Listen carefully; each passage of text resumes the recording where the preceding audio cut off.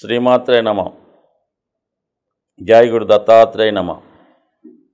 ఈ వీడియోలో మనం మిథున రాశి వారు అదృష్టవంతులుగా మారాలంటే ఏ నియమాలు పాటించాలి, ఏ జాగ్రత్తలు తీసుకోవాలి అన్న విషయాన్ని మనం ఈ వీడియోలో పరిశీలించే ప్రయత్నం చేద్దాం. మిథున రాశికి బుధుడు రాశ్యాధిపతిగా ఉండడం జరుగుతుంది. సో ఆ కారణం వల్ల బుధుడు చాలా ఇంటెలిజెంట్ ప్లానెట్, చాలా తొందరగా సంచరించే గ్రహం.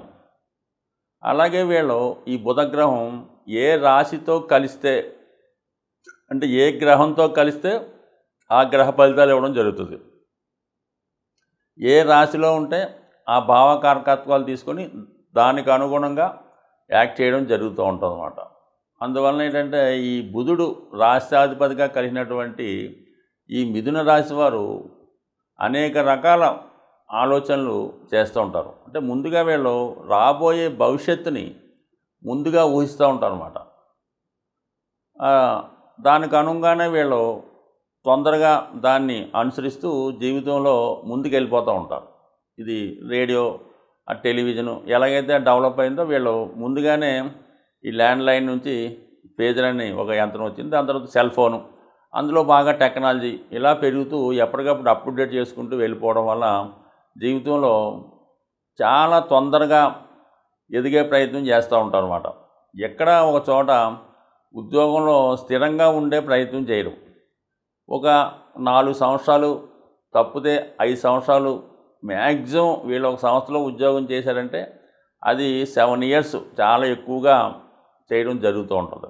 సో వీళ్ళు ఎప్పుడూ టెక్నాలజీ డెవలప్మెంట్ చేసుకోవడం వల్ల తొందరగా జాబ్ మారడం వల్ల వేతనపరంగా అయితే పెరగడం జరుగుతూ ఉంటుంది, బాగానే అభివృద్ధి చెందుతూ ఉంటారు, అది బాగానే ఉంటుంది. కానీ ఇదే వీళ్ళు ఒకే దాని మీద అటు ఇటు డైవర్ట్ అవ్వకుండా ఒకే దాంట్లో కేంద్రీకరిస్తే మాత్రం ఖచ్చితంగా జీవితంలో బాగా ఉన్నత స్థాయికి రావడం జరుగుతూ ఉంటుంది.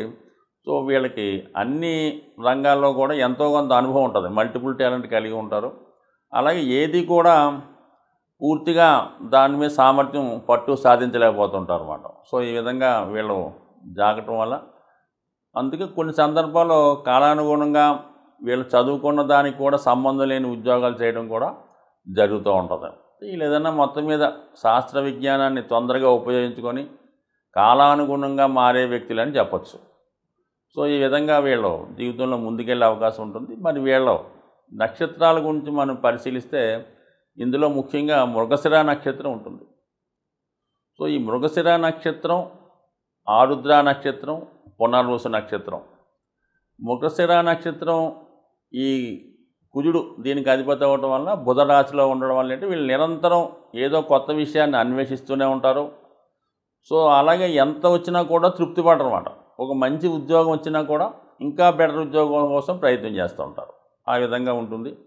ఇంకా ఆరుద్ర నక్షత్రం అన్నది చాలా మల్టిపుల్ టాలెంట్ కలిగి ఉంటారు అన్నమాట. ఈ ఆరుద్ర నక్షత్రంలో జన్మించిన వాళ్ళు అలాగే ఏంటంటే వీళ్ళు త్యాగ గుణాన్ని ఎక్కువగా కలిగి ఉండడం వల్ల ఏదన్నా ఒక సంస్థలో పని చేస్తున్నప్పుడు ఆ సంస్థ ఏమాత్రం వీక్గా ఉన్నా, అభివృద్ధికరంగా లేదనిపించినా ఇమీడియట్గా ఆ సంస్థని విడిచిపెట్టి వేరే సంస్థలోకి మారిపోవడం కూడా జరుగుతూ ఉంటుంది.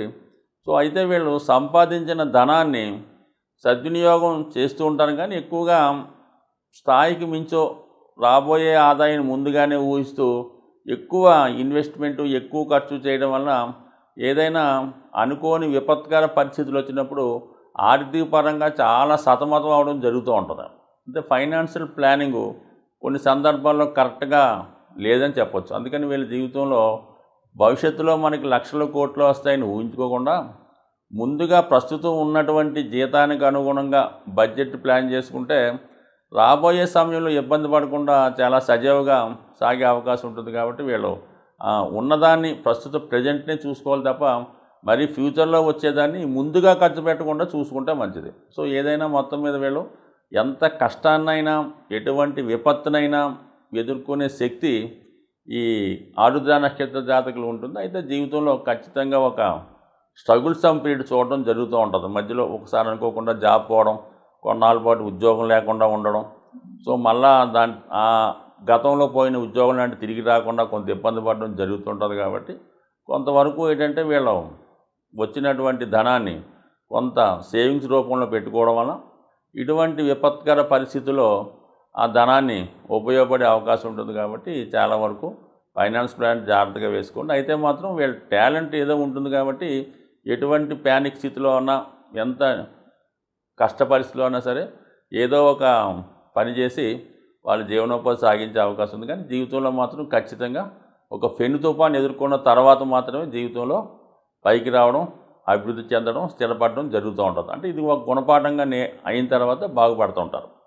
ఇక పునర్వసు నక్షత్ర జాతకులు అయితే సాధారణంగా ఫస్ట్ నుంచి కూడా జాగ్రత్తగానే జీవితంలో ముందుకెళ్తుంటారు. అంటే పునర్వసు అంటే గురువు దానికి అధిపతి, దశానాథుడు, అలాగే బుధుడు యొక్క రాశి. కాబట్టి మంచి విద్య, మంచి టాలెంట్ ఉన్నప్పుడు కూడా బిగినింగ్ ఆఫ్ ది లైఫ్లో దానికి తగినట్టుగా ఉద్యోగాన్ని సంపాదించలేకపోతుంటారు. సో ఈ కారణం వల్ల ఏదో వస్తుంది ఎదురు చూస్తూ జీవితంలో ఎడ్యుకేషన్ అయిన తర్వాత కొంత టైం వేస్ట్ అవ్వడం, దాని తర్వాత ఆటోమేటిక్గా చిన్న స్థాయిలో ప్రవేశించి వీళ్ళకి నాలెడ్జ్, మంచి తెలివితేటలు ఉండడం వల్ల ఏ సంస్థలో అయితే ప్రవేశిస్తారో ఆటోమేటిక్గా ఆ సంస్థలోనే చాలా ఉన్నత స్థాయికి రావడం, వీళ్ళతో పాటు ఆ సంస్థను కూడా పైకి తీసుకురావడం అనేది చాలా తొందరగా జరుగుతూ ఉంటుంది.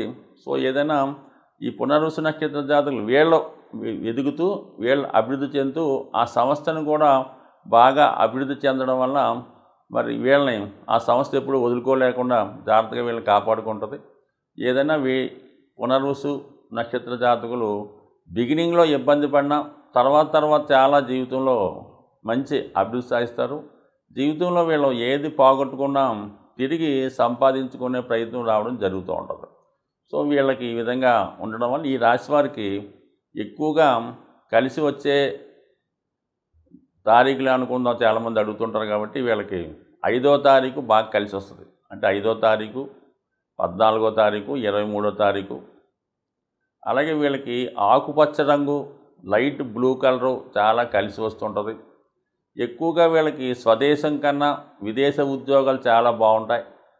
సో అలాగే వీళ్ళకి మరి ఉంగరం ధరించాలనుకుంటే మాత్రం కొద్దిగా ఖరీదు ఎక్కువైనా కూడా మంచి డైమండ్ని, వజ్రాన్ని ఒక 15 క్యారెట్లు, అంటే అది టోటల్గా 5 వచ్చేలాగా, అంటే 14 క్యారెట్లు కానీ 15 క్యారెట్లు కానీ ధరించడం వల్ల, అలాగే మరి వాహనం కొనుక్కున్నప్పుడు కూడా ఎట్టి పరిస్థితుల్లో కూడా వీరు ఎరుపు రంగు కలర్ వాహనం మాత్రం కొనుక్కోకూడదు.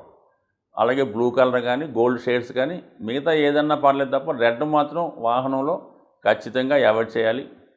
అలాగే వివాహం చేసుకునేటప్పుడు మాత్రం, అలాగే ఎవరితోనైనా స్నేహం చేసేటప్పుడు మాత్రం మేషరాశి వారితో కానీ, వృశ్చిక రాశి వారితో కానీ ఎట్టి పరిస్థితుల్లో కూడా ఎటువంటి లావాదేవీలు ఎటువంటివి పెట్టుకోవడం అన్నది అంత శ్రేయస్కరం అయితే కాదు. సో వీళ్ళు ఎక్కువగా మరి విఘ్నేశ్వరుని, అలాగే విష్ణుమూర్తిని పూజించుకోవడం వల్ల, మరి బాగా చదువుకోగలిగిన వారు విష్ణు సహస్రనామాన్ని చదువుకోవడం వల్ల, లేదా వెంకటేశ్వర స్వామి గోవిందనామాలు చదువుకోవడం వల్ల, ముఖ్యంగా బుధవారం రోజు ఏదైనా విష్ణుమూర్తి ఆలయ దర్శనం చేసుకొని తులసి మాల కానీ, తులసి దళాలు కానీ స్వామికి సమర్పించడం మంచిది. అలాగే వీళ్ళు తులసాకుని అంటే ప్రసాదంగా తినొచ్చు, మామూలుగా కూడా తులసాకు తినడం కానీ, తులసాకు కషాయం లాంటివి తాగడం వల్ల కానీ, అంటే తులసి వీళ్ళకి బాగా కలిసి వస్తుంది. కాబట్టి నిరంతరం ఒక చిన్నది తులసి దళాన్ని మరి పర్సులో పెట్టుకోవడం వల్ల కానీ, జేబులో పెట్టుకోవడం వల్ల ఖచ్చితంగా వీళ్ళకి అదృష్టం కలిసి వచ్చే అవకాశం ఉంది. స్వస్తి.